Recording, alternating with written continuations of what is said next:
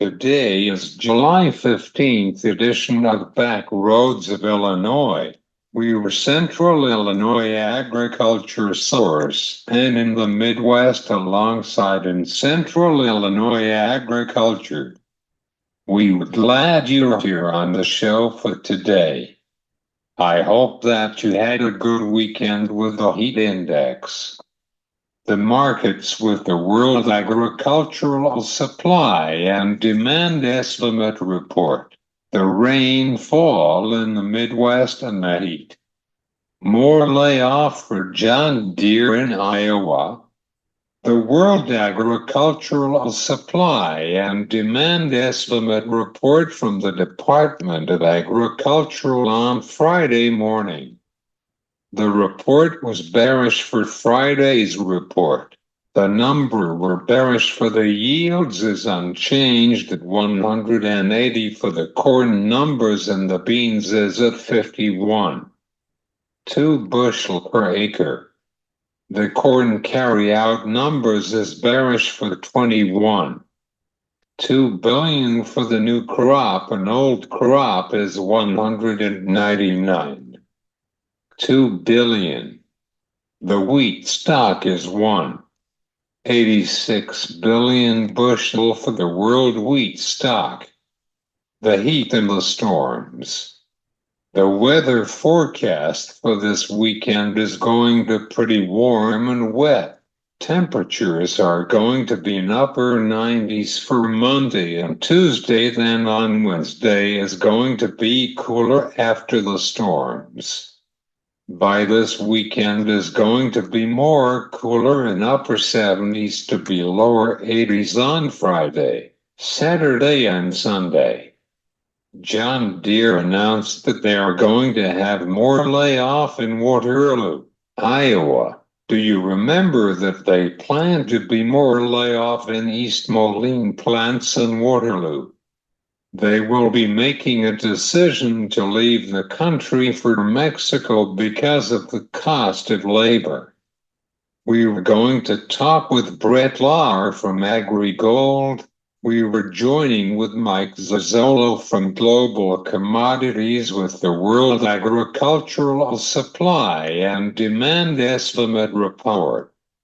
Stay tuned on Back Roads of Illinois. Today, we were joining with Brett Learh from Ariggold. Brett is a crop advisor in Central Illinois. Welcome to the show. How are you, Brett? I'm good. Thank you for having me on. I'm happy to be here with you this afternoon. Let's start with our conversation about updating on the crop conditions in Central Illinois. Yeah, so the crop conditions are looking pretty good for the most part. This spring when we first got started planting, it was a little bit tough for most people just because the amount of rain we had so early and the window we had to plant was so slim. So a lot of farmers in the area really had to get on the ball and get stuff in the ground timely. And for as many challenges we had this spring, man, this crop sure does look good right now.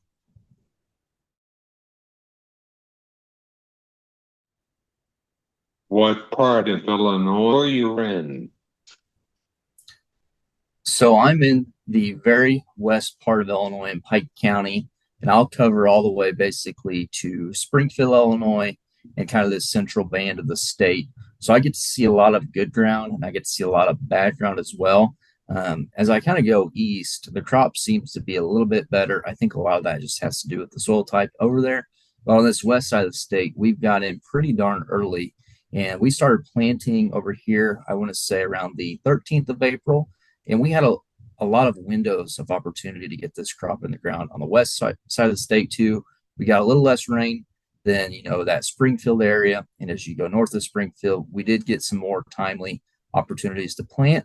So I kind of cover that central part, and I live over here on the west side of the state, so I get to see about everything and anything in between.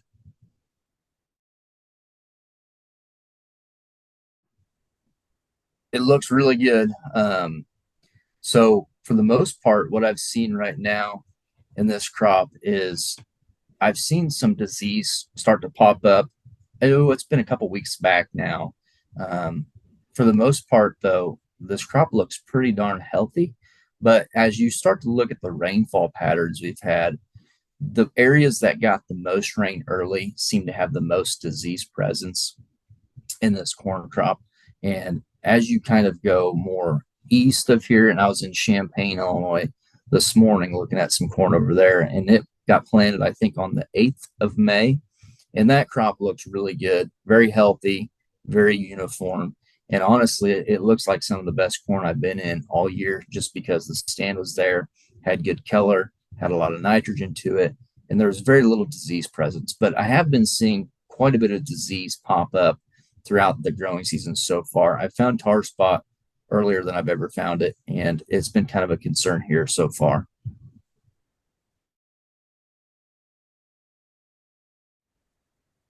Could you tell our listeners about SDS on the beans?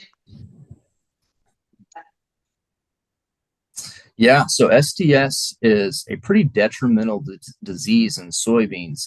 And this year, I think we might see it quite a bit in the fields just because of our rainfall we've had super early. And that seems to be what it really likes is that early, cool, wet conditions. And we've had a bunch of that, as we all know, in Illinois so far this year and across the whole state, really. And that's what SDS kind of thrives off of is that early, cool, and that's when it likes to infect these soybean plants. And SDS can be pretty detrimental. Fortunately enough, in the industry, we've got pretty nice control methods with Saltro and Alivo as seed treatments. But one thing to also keep in mind about SDS are nematodes. So nematodes are a pretty good indicator with SDS. So nematodes will actually go into the roots of the soybean, lay their cysts, and that's another way of allowing SDS to go into the plant. So I think we could see some SDS, and it might be pretty detrimental this year in some pockets from all the early rain.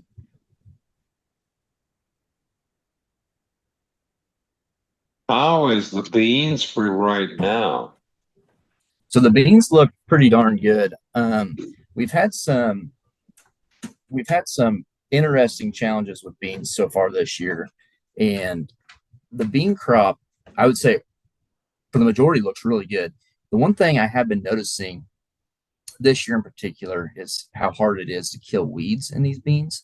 I don't know if it's just a timing aspect, if herbicides are starting to not work as good as they have in the past, but I have noticed that some fields, the weeds are harder to kill, but for the majority, these beans look pretty phenomenal. And we always say down here in kind of this I-72 corridor, the state fair grains are what pays, our yield on these soybeans. So if we get some rains in August, I think these soybeans have some pretty nice potential to be pretty good this year.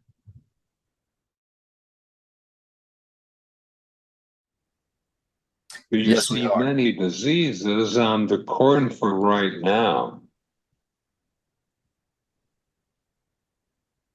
It all kind of depends on where you're at for the corn. So over here in Pike County, where I live, I was seeing tar spot very early at about 1,000 GDUs, which was about 3 or 4 leaves before tassels started popping up.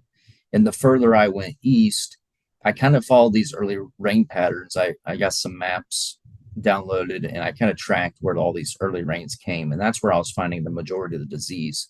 So one thing that I've been looking for is tar spot on the lower leaves. I've been finding a little bit here and there, not too detrimental right now. I've been seeing some gray leaf starting to pop up, kind of depending on the rainfall on where you're at as well. Some common rust out there. And my biggest concern right now is this last hurricane that pushed up from the south. Is I'm curious to see in a couple more days if it brought any southern rust with it, because it looks like there's a county just west of Adams County in Missouri that does have southern rust confirmed. So I will be curious to see how this southern rust movement into our central part of the state, maybe even north of Springfield a little ways towards Ottawa, where you're at, Caesar. I'm curious to see how this later corn might respond to some southern rust that might be blown up late from this hurricane we just had blow through here.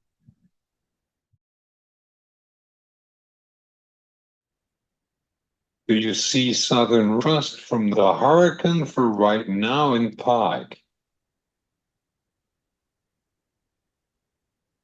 I haven't seen anything right now. I'm going to probably go out and scout pretty heavy here in the next couple of weeks to see if we do have any southern rust. And the thing that I just want to monitor is these planting dates. I know southern Illinois was way later planted than kind of the central part of the state, and the northern part of the state was kind of in the middle between us and southern Illinois. So I'm going to kind of focus on this central part on the I-72 corridor and also in a freckle and kind of northern southern Illinois, as I'd call it. But I have not seen any southern rust yet, which is a huge blessing for this crop.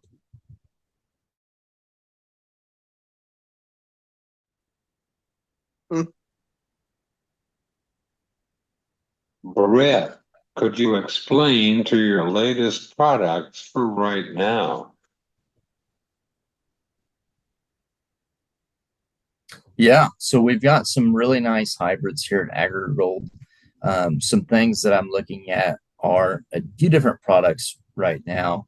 So we kind of do things a little bit different in the industry when regarding hybrids.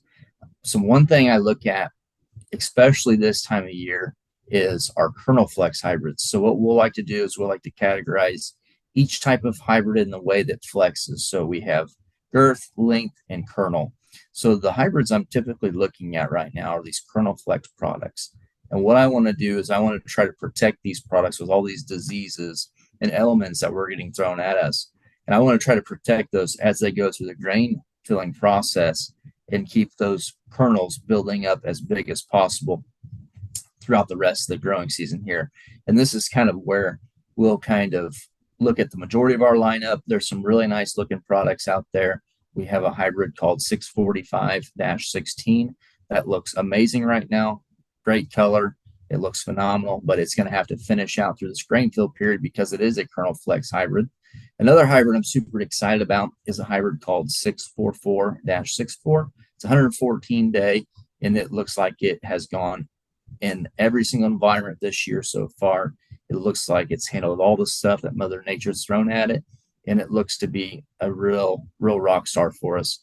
And I love the color of it. I love the structure of the plant. And I think if we can continue building these two hybrids along this grain fill period, they're going to be really fun to watch come harvest.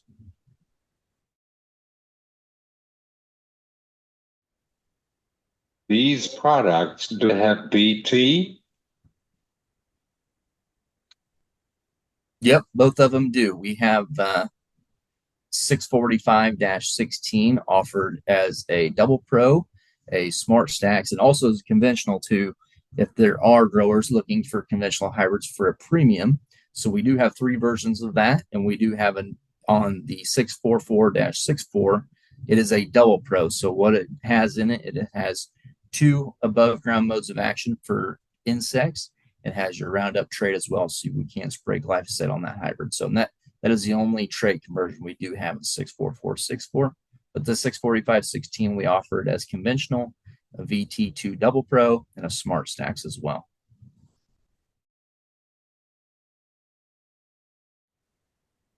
Is there anything would you like to go to tell our listeners about Ariggold?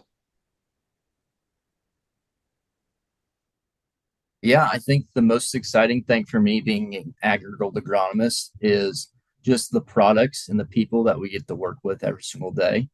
We really like focusing on the customer and giving the customer the ability to choose the hybrids, the traits we offer, and everything else that we provide as service. And I think the Ariggold agronomy team does a fantastic job of giving knowledge to the growers at the grower level. So I think the biggest thing for me to tell customers about Ariggold is just the products and people. We're always here and willing to support the farmer because we know how hard it can be at sometimes. So I think that's the biggest thing I'd like to tell people about Ariggold.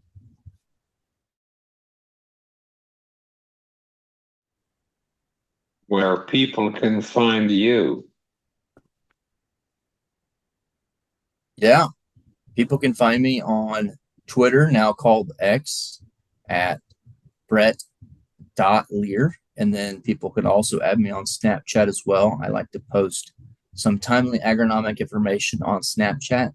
My username is Brett Learh. There's no periods or spaces, all lowercase, all one word. So that's where I do most of my social media content is on those two platforms, just to keep growers aware of what's going on in the field. And, it's kind of nice to see other things in different environments so they can be prepared if something were to happen in their local environment as well.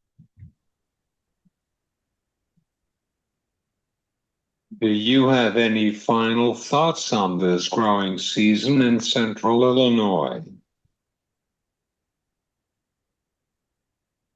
Some final thoughts for me would be we have to keep this crop going. I think there are a lot of potential good yields out there right now from the way this crop stands, but we still do have a long ways to go. I know everybody thinks and says that, but we truly do. We have to make it, another month essentially before this crop kind of gets to its final point. But, I think this crop has some excellent potential. It's way better off than what we thought it might be originally when we first went to the field and we couldn't catch a dry day to plant. And I think some of this middle of May corn and late May corn will be pretty darn good as well. So I think if we keep catching these timely rains and keep our pollination windows good on this late planted corn, it could be a very exciting year in the combine, to say the least.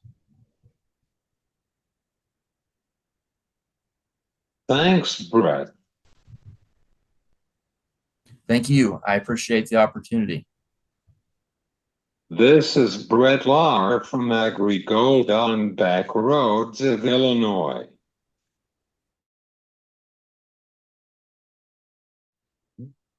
We were talking with Mike Zuzolo from Global Commodities in Atchison, Kansas. Welcome to the show. How are you, Mike? Well, for the prices that we had to deal with Monday, Caesar, I'm doing okay. It's great to be back with you. Let's start with our conversation about the World Agricultural Supply and Demand Estimate Report.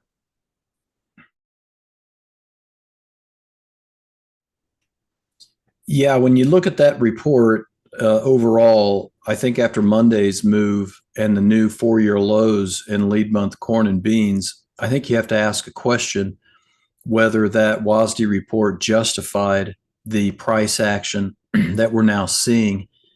And I say that in the context that we did have a negative report for the wheat market. And I always feel as though in this market environment, if we want to have a trend change to the upside in the market, the wheat needs to be at least following and supporting the upside, if not leading the upside.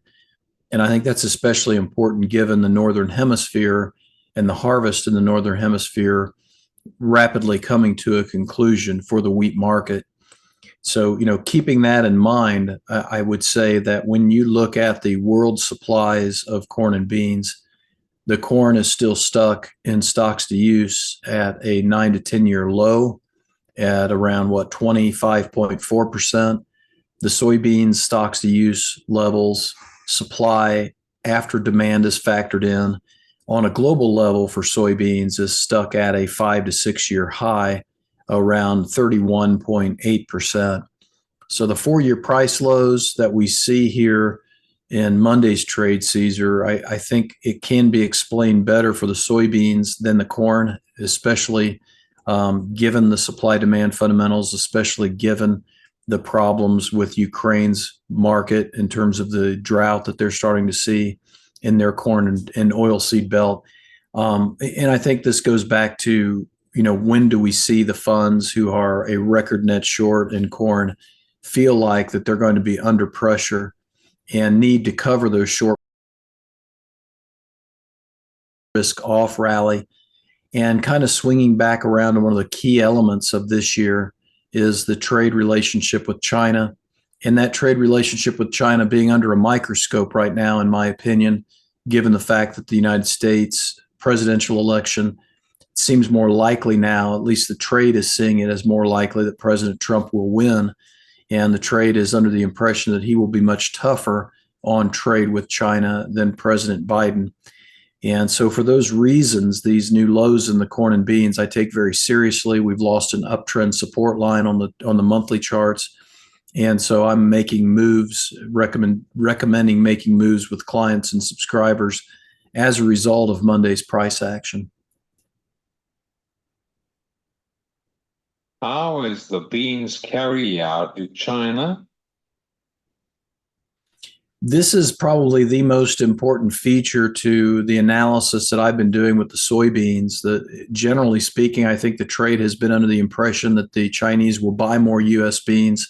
I am exactly the opposite of that mindset. I'm a contrarian in that respect because of the sanctions that we put on Russia and China.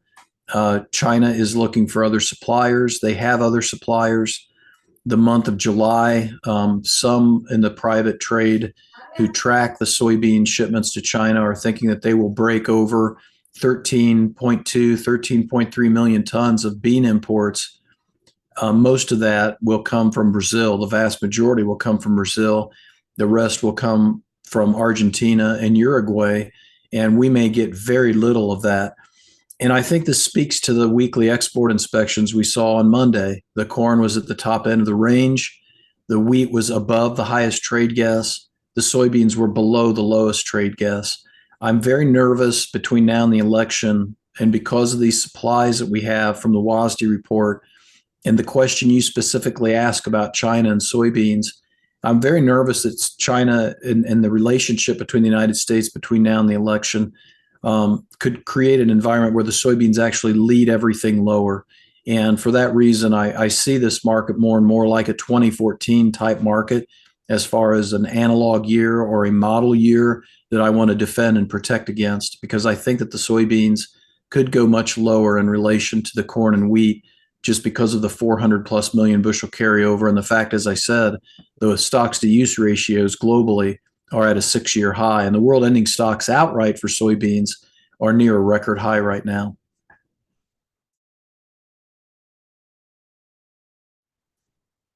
Could we take a deep dive into the grain stock on Friday?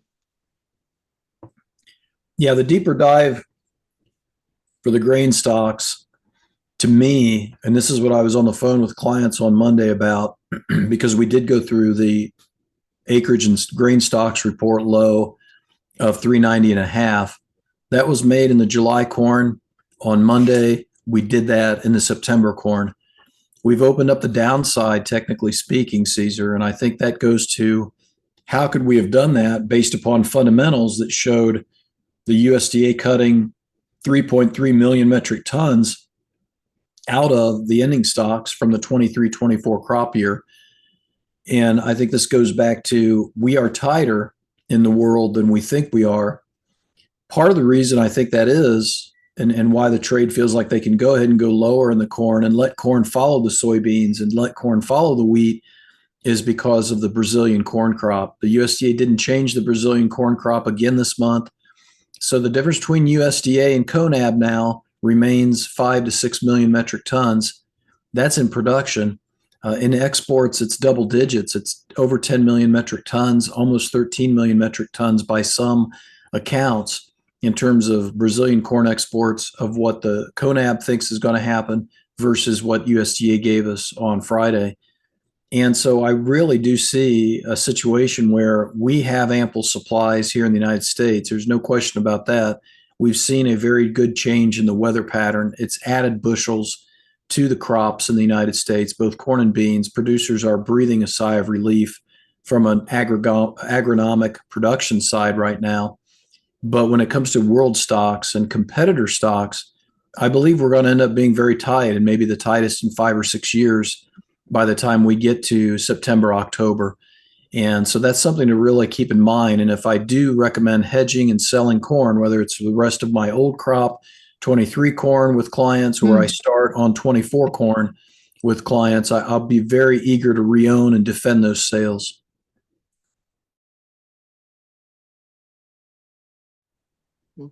What is the ending stock for corn on 2024 to 25 in the markets year?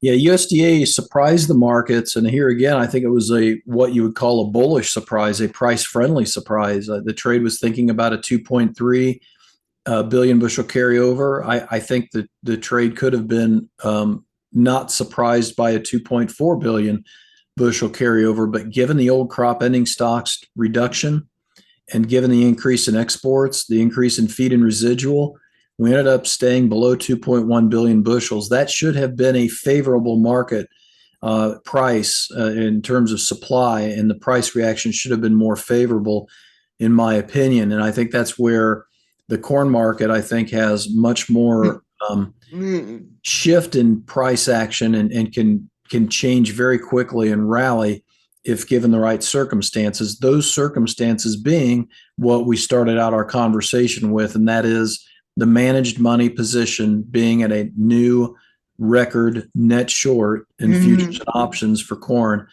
That record net short, I think, is going to have to be wound down at some point before the end of the marketing year. So I think that's really important for clients and subscribers and viewers here on your program to keep that at the forefront of their minds, that if we have to do some defensive selling and hedging in case there is more downside like 2014, later in the marketing year, I think there could be a real shot for upside potential.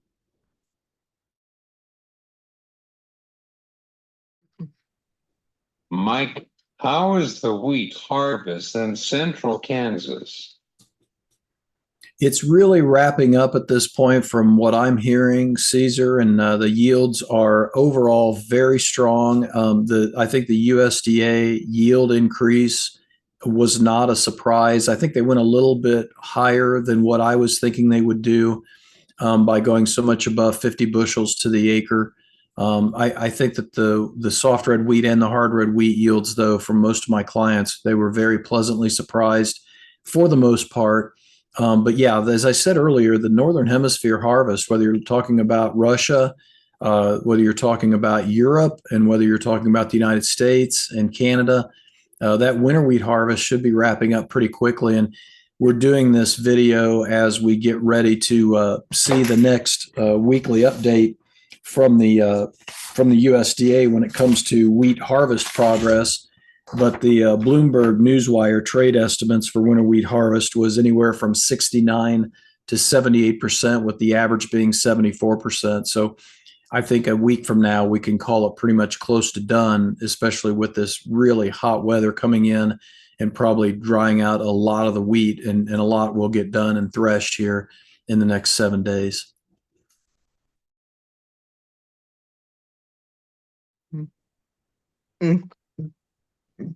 Did you get a diseases pressure from the weather? The wheat didn't have as much, thankfully, so that keeps the quality good. But I think you bring up a big point. We have to be watching very closely. If the corn fundamentals are tight and the supply is tight and the wheat is ample, and we still have competition out of the Black Sea for the next couple months, will the wheat corn spread drop to where the wheat becomes a feed grain? I'm hopeful that that will not happen. I'm inclined to think that the Russian prices have bottomed at this point at just under 200 million metric tons, US dollars a ton, FOB, plus or minus. So the wheat corn spread is something I want to watch because I don't want wheat to become a feed grain and compete with corn.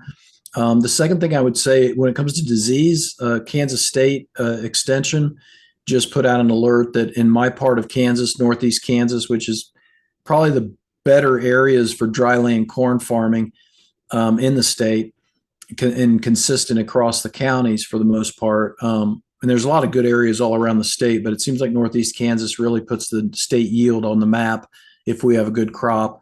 And we are the 5th largest planted state now in corn. So the corn tar spot has been found in some of these major counties in Kansas, and Atchison County, where I'm at, being one of them. Just north of me, another big corn production county heading towards the Nebraska-Missouri border. That also is found. They found tar spot there. This extra hot weather could help us. Dry hot weather, it sounds like it's going to help us. But if we would get humid and get a lot of rain like we had at the end of June, I think that might be a real issue for us in terms of yield loss. So I'm sure we're going to be spraying a lot of fungicide at this point. But it is a newer disease out in this part of the country. And so it's something to really watch as far as the Western Corn Belt goes. As I said, we are the 5th largest planted corn state now in the country. So we do matter in this state now. Mm.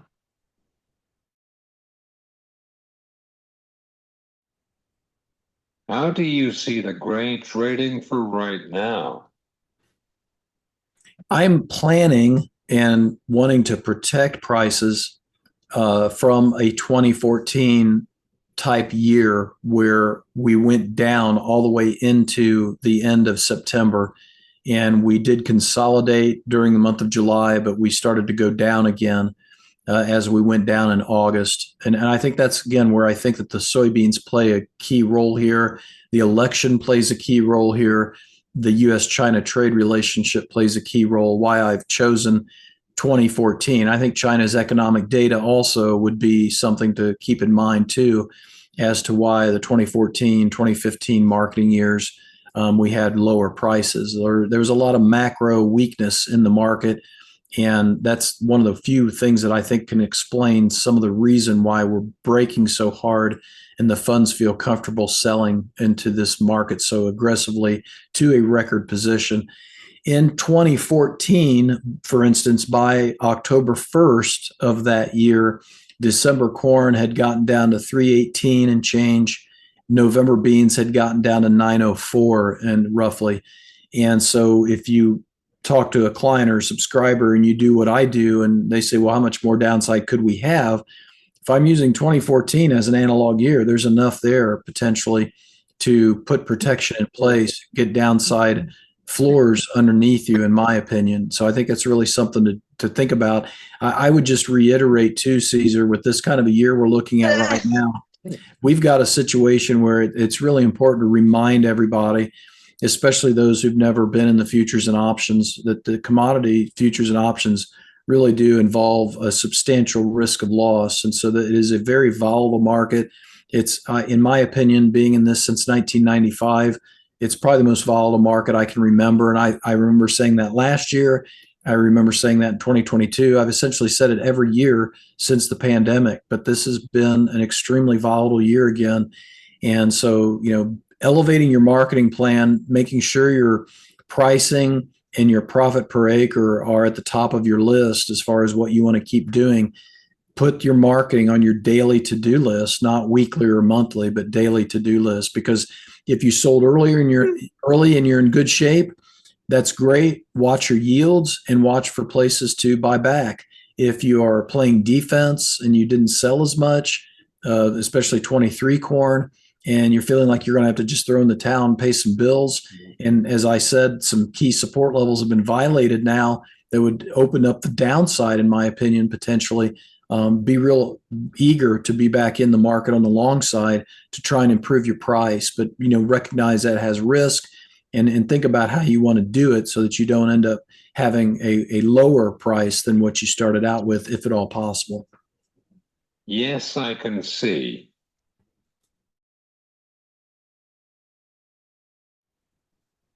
What was the beef demand for the 4th of July? Beef demand was very strong. It helped propel us higher. We are seeing weakness in the export market, though. I believe it was USDA came out at the end of June and let us know that January through May exports down about 5% versus January through May of 2023. A lot of that was due to Asia, and a lot of that was due to the Asian currencies being a lot weaker against the US dollar versus last year at this time. And so we are starting to lose some demand. I have noticed, and others that I've talked to over the last few weeks have noticed as well, that restaurants, the fast casual sit down restaurants, are really looking a lot more empty than they used to.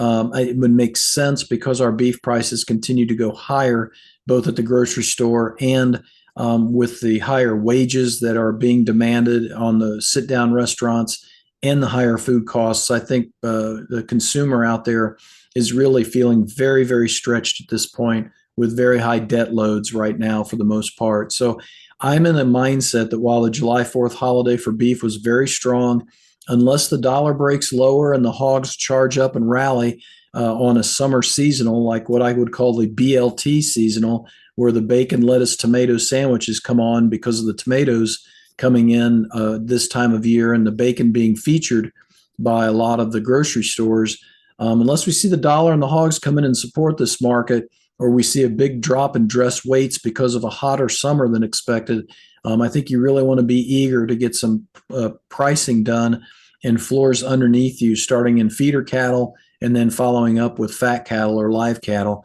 So that's kind of my game plan here the next 15 to 30 days. Do you have any concerns about H1N5? I do have a lot of concerns about that from both a feeding perspective and also a consumer confidence level, especially, and you asked this very timely question because on Monday we not only saw a dairy herd in Oklahoma reportedly have contracted the HPAI, which that takes you away from states like Michigan where it's mostly dairy and not beef cattle. You're talking about hitting the beef cattle now at this point with HPAI. And also I've heard as far as Monday, some news circulating that I'm hearing 4 people in Colorado that worked in or around a poultry farm have contracted the H5 human variant. That too concerns me in terms of I don't want to see any lost consumer confidence in the beef sector, and don't want consumers to get nervous about this disease. And that's something that I'm always watching because it's been such a thorn in our sides for most of 2024.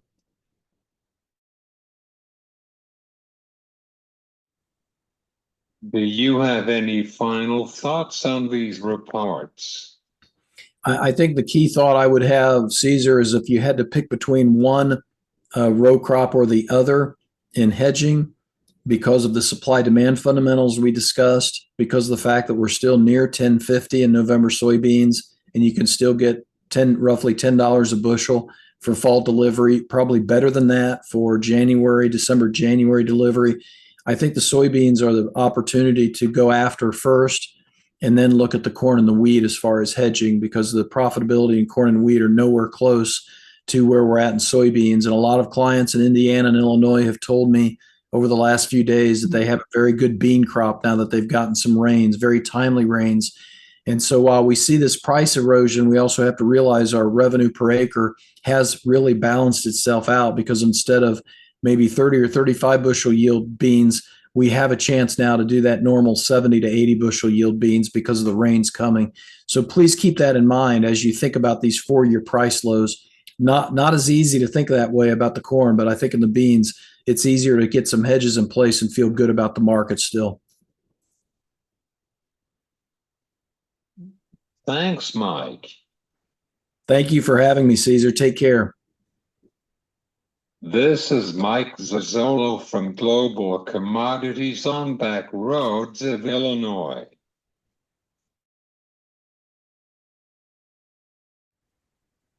This time for your commodity markets update on back roads of Illinois. Corn futures finished and down 8 to 9 cents.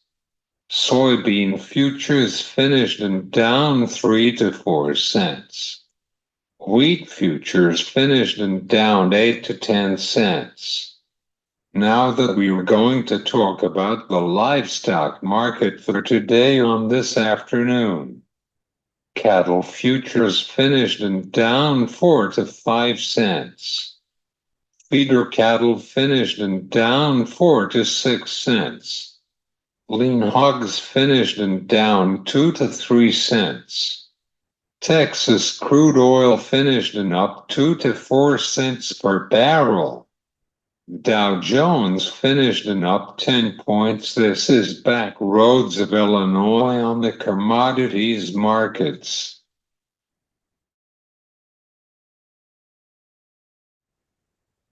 And welcome back to back roads of Illinois.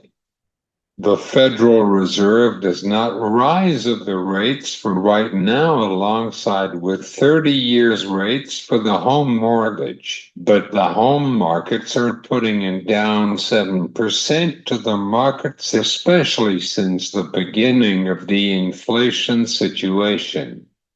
Otherwise, we were looking for the job number is still down, but the inflation is still there.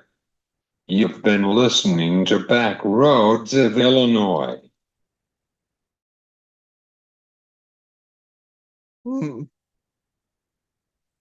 Thanks to listen on Back Roads of Illinois with us.